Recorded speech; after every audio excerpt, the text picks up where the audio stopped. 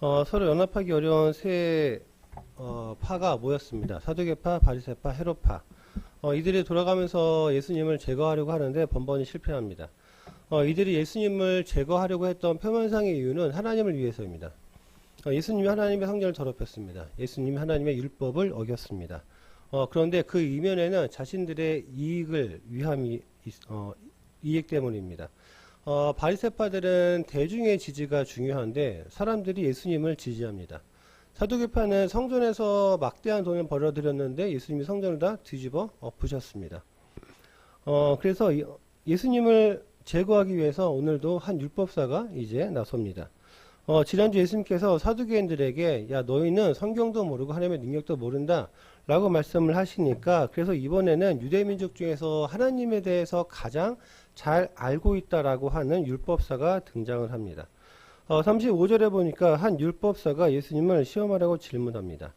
율법사는 율법으로 박사학위를 받은 대학 교수라고 생각하시면 됩니다.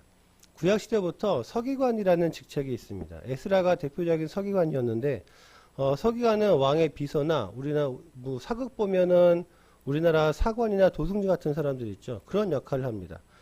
그리고 또 율법을 가르치는 역할을 하는데 가장 중요한 업무는 성경을 필사하고 성경을 보존하는 일입니다.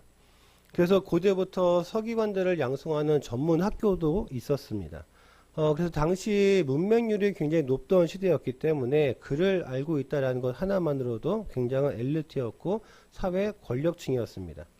이 바리새파에서 서기관을 맡았었는데 그 중에서도 특별히 율법의 해석과 교육을 맡은 전문적인 상위 그룹이 있습니다.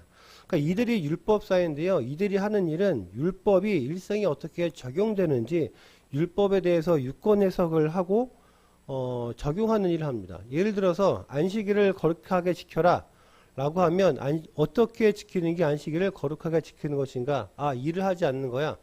그러면 직업별로 어떻게 일을 하지 않는지 그런 것들을 정하는 사람들이었습니다. 그러니까 이들의 유권 해석이 장로의 전통이라고 해서 하나님께서 직접 주신 십계명과 동일한 권위를 가지게 됩니다. 그리고 세월이 흘러서 십계명이 어느새 613개의 율법으로 늘어났습니다. 그리고 이들은 유대 사회에서 최고 의결 기관인 산헤드린 공의회 회원으로서 이들은 판사 역할을 합니다. 그래서 이들은 판단하는 사람이고 이들은 결정하는 사람입니다. 이 판단하고 결정하는 사람, 그래서 이들은 자신들이 굉장히 특별하다라고 생각을 합니다.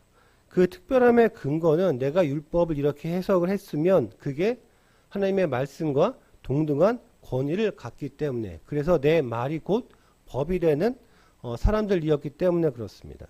율법을 유권 해석할 수 있다는 것은 굉장한 특권이고 굉장한 권력입니다.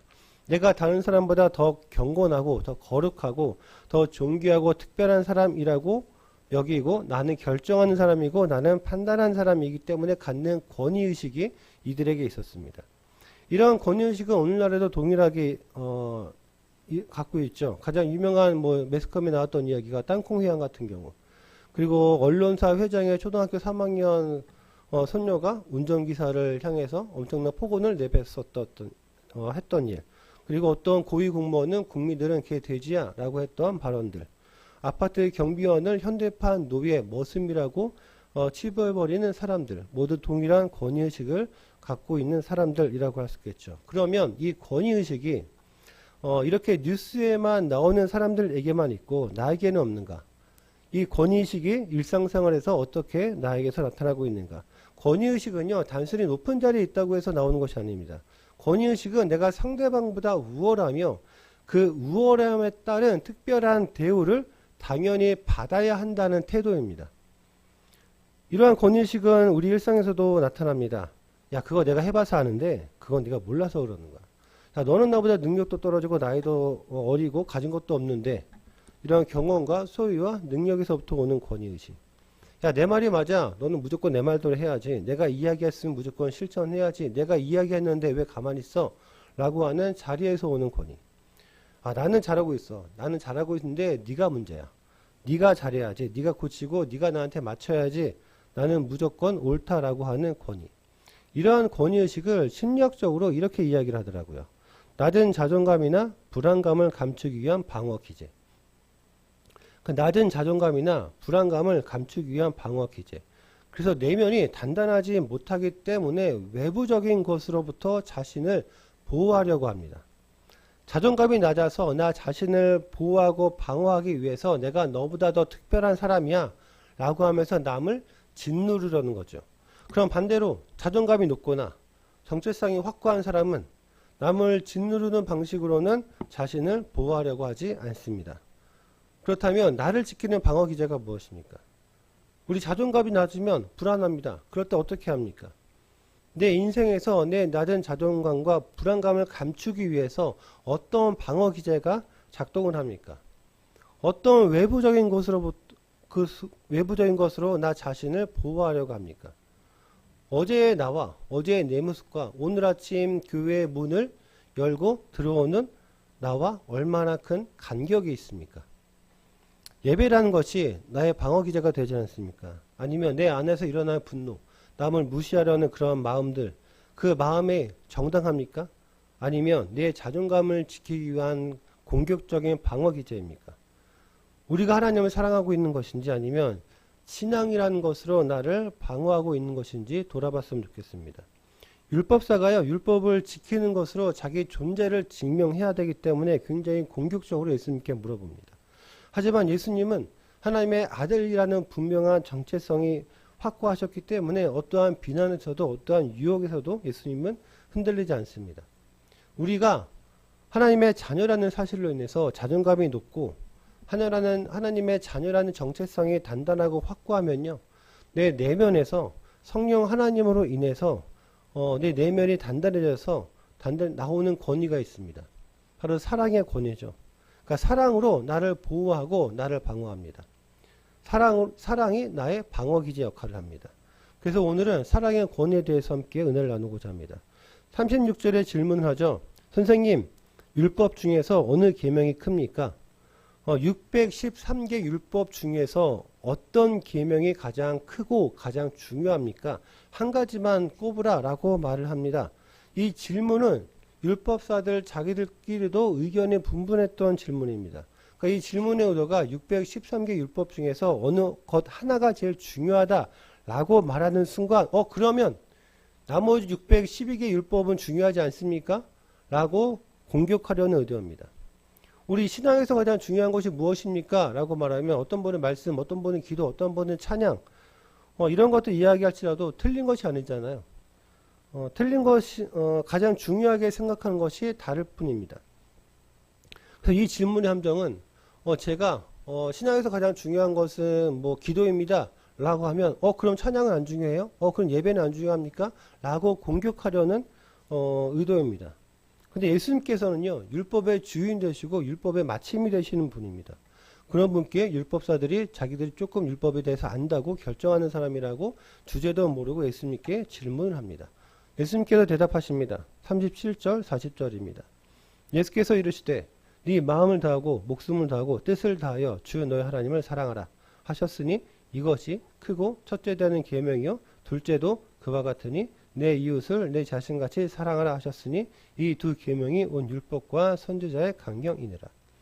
이 37절 말씀은요, 유대 민족이 아침 저녁으로 그냥 읊조리는 말씀이었습니다. 일명 쉐마 구절인데 신명기 6장 4절 5절 말씀을 인용하신 것입니다.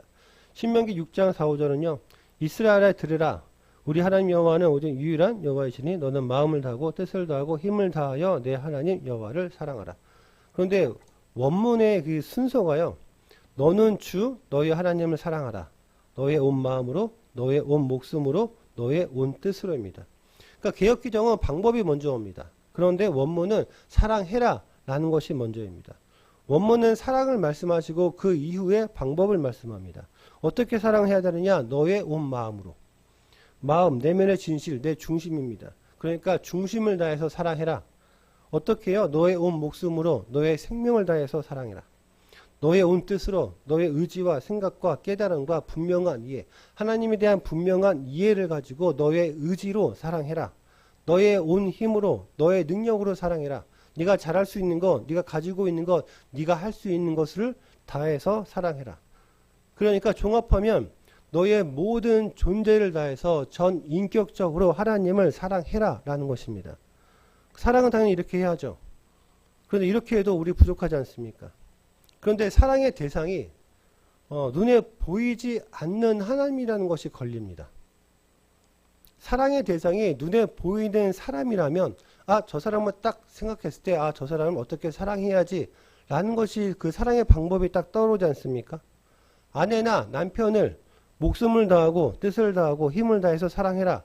그러면 아내를 남편을 어떻게 사랑해야 되는지 그 사랑의 방법이 딱 떠오르잖아요.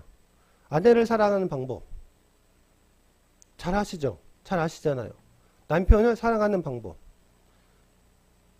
그런데 눈에 보이지 않는 하나님을 이렇게 사랑하라고 하시니 하나님을 어떻게 사랑해야 되는지 사랑의 방법이 잘 떠오르지 않습니다. 그래서 가장 떠오르는 방법이 일반적으로는 예배 잘 드리는 것, 기도 많이 하는 것, 말씀 읽고 이런 신앙적인 행동을 먼저 생각합니다. 유대인들도 마찬가지였습니다. 유대인들에게 있어서 하나님을 사랑하는 것은 감정도 아니고 마음을 다하는 것도 아닙니다. 그냥 기계적으로 율법을 지키는 것입니다. 하나님 사랑은 곧 율법을 지키는 것. 그래서 하나님 사랑의 핵심이요. 10계명 중에서 1에서 4계명, 우상을 숭배하지 않는 것, 형상을 만들지 않는 것, 안식일을 지키는 것, 모두 하나님의 관한 계명을 잘 지키는 것이 곧 하나님을 사랑하는 것. 그런데 이 계명을 잘 지키는 것이요. 하나님을 사랑해서 계명을 잘 지키는지 아니면 체면이나 다른 어떤 것으로 하나님의 계명을 잘 지키는지 겉으로는 알 수 없다는 게 문제입니다. 우리 교회에서 신앙적인 모습 하나만으로는 알 수 없다는 의미입니다. 하나님을 사랑해서 교회에서 너무나도 좋은 신앙의 모습을 보일 수도 있습니다. 그런데 반대로 하나님을 사랑하는 너무나도 좋은 사람인 척 할 수 있다라는 겁니다. 목사는 교회에서 가장 거룩해 보이죠. 그런데 목사임에도 불구하고 일상에서 음주가 문제가 되기도 합니다. 목사가 교회에서 술 한잔 하겠습니까? 몰래 하겠죠. 그러니까 일상에서 목사임에도 불구하고 일상에서 여러 가지 것들이 문제가 된다라는 겁니다. 불륜인도 그렇고 횡령도 그렇고 권력욕이나 명예욕도 다양한 것들이 일상에서 문제가 됩니다. 수십 년을 교회 다녔습니다. 그럼 예배를 몇 번이나 드렸겠습니까? 우리 일주일 예배 많이 드리죠. 새벽 예배, 수요 예배, 금요 예배, 주일 1, 3부 예배, 구역 예배도 있네요. 믿음은 들음에서 난다고 하니까 예배를 최대한 횟수로 해서 많이 드렸습니다. 그렇다면 그 드린 횟수만큼 우리의 믿음이 깊어져야 됩니다. 그렇지 않은가요? 예배를 드린 횟수만큼 우리의 믿음이 성숙해야죠. 그런데 여전히 여긴 어디 난 누구 라는 표정으로 앉아있고 전보로 다니고 일상에서 우상적 요소가 너무나도 많이 있습니다. 교회 오기 전까지 치열하게 부부싸움을 합니다. 그런데 교회 오면 교회 모두 스위치를 딱 킵니다. 그럼 잔뜩 화가 난 얼굴에 자연스럽게 미소가 번집니다. 상당히 친절한 사람이 되죠. 교회에서 쇼윈도 부부입니다. 지킬앤 하이드 박사처럼 교회 오면 착한 지킬 박사가 되고 교회 밖을 나가면 악한 하이드 박사가 됩니다. 그래서 예수님께서 두 번째 계명을 말씀하세요. 둘째도 그와 같으니 내 이웃을 내 자신같이 사랑해라. 그와 같으니 둘째도 첫 번째와 같다라는 겁니다. 두 번째도 무게와 가치가 동일하다. 그러니까 하나님을 사랑하는 것과 마찬가지로 이웃을 사랑해라. 예수님께서 하나님을 사랑해서 계명을 잘 지켰으면 그것이 너의 일상에서도 나타나야 하는데 너의 일상에서 하나님 사랑이 어떠한 형식으로 나타나느냐? 이웃사랑으로 나타난다라는 겁니다. 이웃사랑은요, 하나님 사랑의 하위 개념이 아닙니다. 예수님께서는 하나님에 대한 사랑과 이웃에 대한 사랑을 동일시하십니다. 이웃에 대한 사랑은요, 이웃에 대한 사랑의 행위는 눈에 보이지 않는 하나님을 향한 사랑을 눈으로 볼 수 있게 나타내는 사랑의 표현입니다. 내가 이웃을 사랑한다는 것, 그것은 눈에 보이지 않는 하나님의 사랑을 표현하는 사랑의 표현이라고 할 수 있습니다. 그래서 하나님 사랑은 수직적 고백이고 이웃 사랑은 그 고백에 따른 수평적 검증이라고 할 수 있습니다. 검증되지 않는 고백은 관념이고 이론일 뿐입니다. 하나님을 사랑해서 교회에서 모두가 다 인정할 만한 신앙의 모습을 보였다면, 그렇다면 일상에서도 그 사랑이 동일하게 나타나야 한다는 것. 어떻게 해요? 이웃을 사랑하는 것을 통해서. 이웃을 어떻게 사랑해야 하는가? 예수님께서 말씀하십니다. 너 자신같이 사랑해라.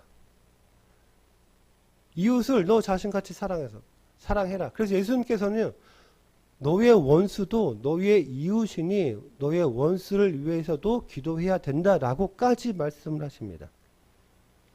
네 자신같이 사랑해라. 우리가 이웃을 어떻게 사랑하는 게 내 자신같이 사랑하는 것인가? 우리 자기애가 충만해서 막 이웃을 그렇게 막 사랑하지 않습니다. 그리고 살면서 내 자신을 내가 사랑한다는 생각 그렇게 많이 하진 않습니다. 그렇지 않는가요? 우리가 일상을 살아가다 보면 내가 내 자신을 사랑한다라는 생각 그렇게 많이 하지 않습니다. 내가 내 자신을 어떻게 사랑해야 되는지도 잘 모르죠. 그래서 내 자신부터 사랑해야 되는데, 그런데 내 자신을 사랑하기 위해서 한 가지를 알아야 됩니다. 내가 내 자신을 사랑하는 것보다 나를 더 사랑하시는 분의 사랑을 아는 것. 이 세상에서 그 어떤 것도 나 자신도 하나님보다 나 자신을 사랑할 수 없습니다. 내 자신도 하나님처럼 나를 사랑할 수 없다라는 거죠. 하나님께서 나를 어떻게 사랑하셨는지를 아는 것. 그래서 하나님의 사랑의 그 크기와 그 깊이와 범위를 아는 것. 나를 향한 하나님의 사랑을 아는 만큼 우리는 이웃을 사랑할 수 있습니다. 하나님께서 나를 얼마큼 사랑하신지를 알아야지 하나님의 사랑을 알 수 있고 그 사랑의 크기만큼 동일하게 이웃을 사랑할 수 있습니다. 하나님께서는요, 하나님의 아들이신 예수님을 우리에 대한 사랑의 확증으로 십자가에서 죽으셨습니다. 마음을 다해서 사랑하셨습니다. 우리에게 독생자를 주셨죠. 하나님께서 목숨을 다해서 사랑하셨습니다. 예수님이 십자가에 죽으셨습니다. 하나님께서 뜻과 힘을 다해 사랑하셨습니다. 하나님 나라 이 땅에 완성하셨습니다. 그러니까 하나님께서는요, 할 수 있는 모든 것을 다해서, 하나님께서 할 수 있는 모든 것을 다해서 나를 사랑하셨다라는 것입니다.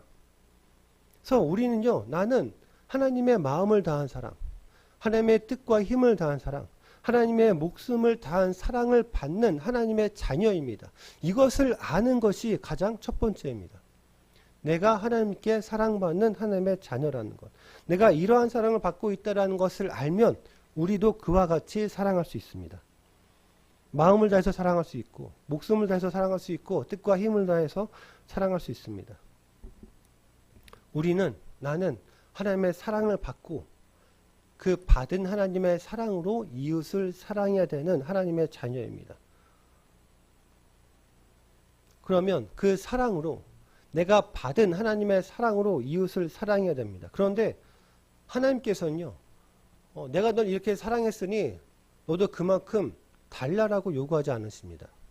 내가 너를 위해서 목숨을 내놓았고 뜻과 힘을 다해 사랑했으니 너도 그만큼 나에게 목숨을 다하고 뜻과 힘을 다해 사랑해라고 하지 않으셨습니다. 하나님께서는 아무 대가 없이 조건 없이 우리를 사랑하셨기 때문에 그것을 우리는 은혜라고 부릅니다. 그런데 인간의 사랑은, 내 사랑은 내가 사랑하는 만큼 받고 싶어 합니다. 본전 생각이 나죠. 내가 이만큼 사랑했는데 넌 겨우 그거야? 야, 나는 너에게 이만큼 이렇게 값비싼 선물했는데 에게 너는 겨우 이 정도야? 내 사랑이요, 소유욕으로 나타나기도 합니다. 내가 널 사랑해서 그런 거야. 야, 내가 다 널 위해서 그랬어. 넌 나의 인생이야 라고 말하기도 하죠. 내가 베풀어야 되는 이웃 사랑은요, 내가 받은 하나님 사랑이기 때문에 아무 대가 없이 아무 조건 없이 베풀어야 되는 사랑입니다. 그런데 우리는 본전 생각이 나죠. 그래서 사랑이 어느새 투자가 되어버립니다. 그러면 뭐가 중요하죠? 투자 대비 결과가 중요합니다. 결과. 내가 너 이만큼 사랑했기 때문에 돌아오는 결과가 나한테는 중요하게 되죠. 그럼 어떻게 해야지 본전 생각이 안 날 수 있느냐? 하나님 사랑에 대한 확신이 있어야 되는데, 내가 하나님께 십자가의 큰 사랑과 은혜를 받았다는 것을 어떻게 확신할 수 있는가? 우리가 경험해야죠. 우리 경험만큼 확실한 건 없잖아요. 그러니까 100번 듣는 것보다 한 번 경험하는 게 더 확실하잖아요.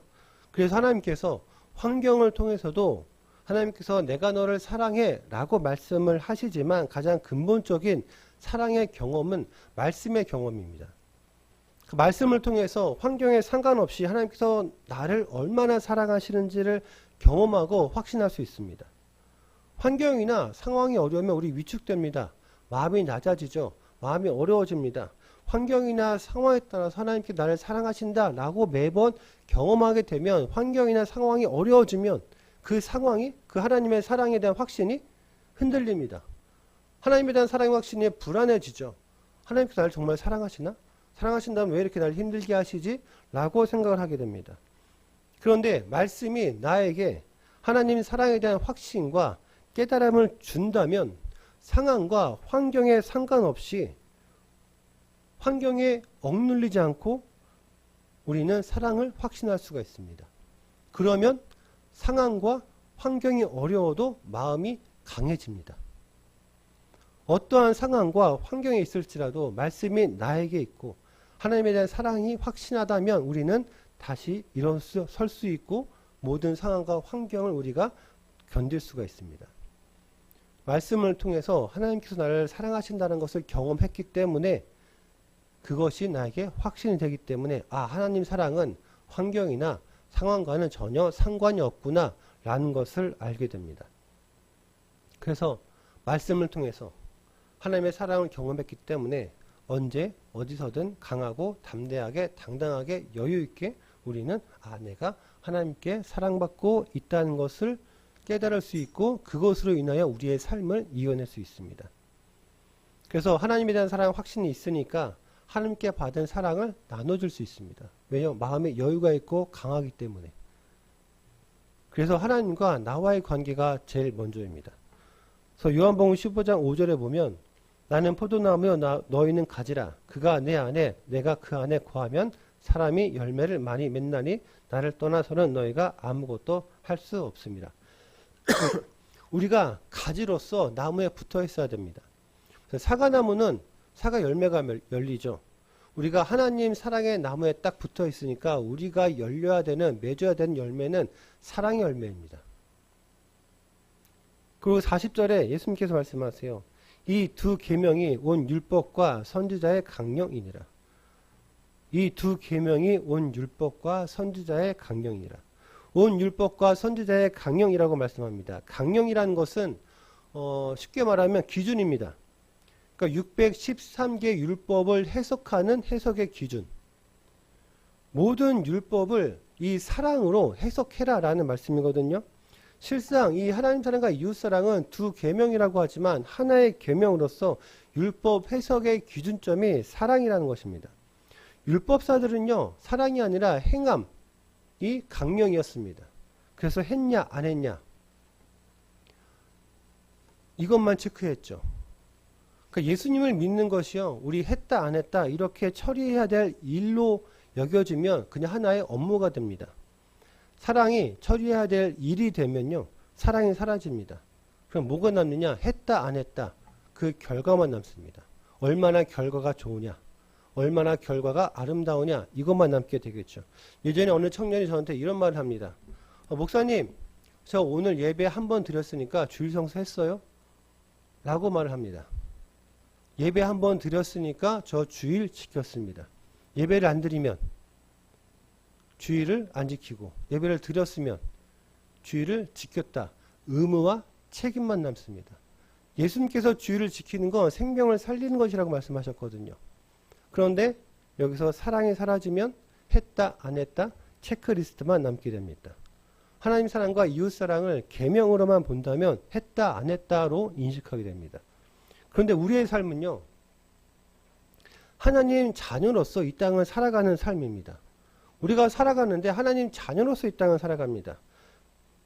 그래서 이 하나님 사랑과 이웃 사랑, 즉 하나님 자녀로 살아가는 우리의 삶은요, 체크리스트처럼 체크하는 삶이 아닙니다. 우리가 성경 통독하는데 1차 하고 2차 했고 이렇게 체크하는 삶이 아니라 이것이 우리의 삶의 태도이고 삶의 방식입니다. 내가 하나님의 자녀로서 사랑의 삶을 살아가는 것, 그 자체가 우리 삶의 방식이고 태도라는 것입니다. 이것이 우리의 자연스러운 삶의 일상이라는 거죠. 내가 했다 안 했다 체크하는 것이 아니라 이것이 자연스러운 우리의 삶의 일상이고 삶의 방식이고 태도입니다. 우리의 삶이 달라졌으니 당연히 삶의 방식도 달라져야겠죠. 그래서 요한사도는 요한 1서 4장 20절 21절 이렇게 말씀을 합니다. 누구든지 하나님을 사랑하노라 하고 그 형제를 미워하면 이는 거짓말하는 자니 보는 바 그 형제를 사랑하지 아니하는 자는 보지 못하는 바 하나님을 사랑할 수 없느니라. 우리가 이 계명을 지켜받았나니 하나님을 사랑하는 자는 또한 그 형제를 사랑할지니라. 그러니까 요한사도가 말씀하기를 하나님을 사랑한다고 하면서 형제를 미워하면 너 그거 거짓 사랑이야 라고 말씀을 합니다. 눈에 보이는 형제를 사랑하지도 못하면서 어떻게 눈에 보이지도 않는 하나님을 사랑할 수 있겠느냐? 너 그거 거짓 사랑이야 라고 말씀을 한다니까요. 보이는 사람을 사랑하는 것이 쉽겠습니까? 아니면 보이지 않는 하나님을 사랑하는 것이 더 쉽겠습니까? 어떻게 더 쉬운 것도 못하면서 더 어려운 것을 할 수 있겠느냐라는 말씀입니다. 보이는 사람을 사랑하는 것, 보이지 않는 하나님을 사랑하는 것. 그런데 우리가 보이는 사람을 사랑해야 된다는 것을 알긴 알지만 그 사람을 딱 본다고 해서 마음속에서 막 사랑이 샘솟듯 솟아나는 게 아닙니다. 그렇지 않는가요? 그런데 이렇게 어떻게 할 수 있는가? 예수님께서 겟세마네 동산에서 말씀하셔서 기도하실 때 이렇게 말씀을 하세요. 하나님, 제 뜻대로 하지 마시고 하나님 아버지의 뜻대로 하옵소서. 겟세마네 동산에서 말씀하십니다. 기도하십니다. 제 뜻대로 하지 마시고 하나님 아버지의 뜻대로 하옵소서. 결국 하나님 사랑의 근본은 십자가입니다. 사랑 못하겠어요. 내가 왜요? 내가 저 사람을 사랑하는 것이 손해인데? 하기 싫은데? 저 사람 보자마자 꼴 보기 싫고 미운데? 얄미운데? 저 사람은 사랑할 수 없는데. 그럴 때 예수님께서 달리신 십자가를 바라보라고 말씀하십니다. 그런 거 따졌으면 예수님도 십자가에 달리지 않으셨을 겁니다. 예수님도요, 하나님, 제가 왜요? 저 사람 나를 채찍질했는데, 저 사람 나를 욕했는데, 쟤는 나를 배신했는데, 쟤는 나를 욕했는데, 제가 왜 저 사람을 위해서 십자가에 달려야겠습니까? 제가 왜 이 고통을 받아야 됩니까? 라고 예수님께서 따지셨으면 예수님도 십자가에 달리지 않으셨을 겁니다. 그런데 예수님께서도요, 그런 거 따지지 않으셨기 때문에 예수님께서 십자가를 지셨습니다. 결국 사랑은 십자가입니다. 그 말은 곧 내가 십자가에 그냥 죽는 거. 내가 십자가에서 죽어야지만 그렇게 사랑할 수 있습니다. 십자가의 사랑으로 우리는 사랑합니다. 십자가의 사랑으로 우리는 돌봐줍니다. 십자가의 사랑으로 우리는 품어주고 십자가의 사랑으로 우리는 이해합니다. 십자가의 사랑에 내가 압도당하는 것이 먼저입니다. 그래서 우리는 그 사랑을 막 쥐어 짜내서 억지로 하는 게 아니라 내가 그 십자가의 사랑에 압도당해서 흘러 넘치는 사랑으로 우리는 사랑해야 됩니다. 그래서 가정에서, 직장에서 내 자녀를, 배우자를, 동료를, 이웃을 사랑한다는 것, 그것은 내가 먼저 십자가에 달린다라는 것입니다. 내가 십자가를 먼저 붙잡아야지만 우리는 그렇게 사랑할 수 있습니다. 그래야 하나님의 사랑으로 우리는 사랑할 수 있습니다.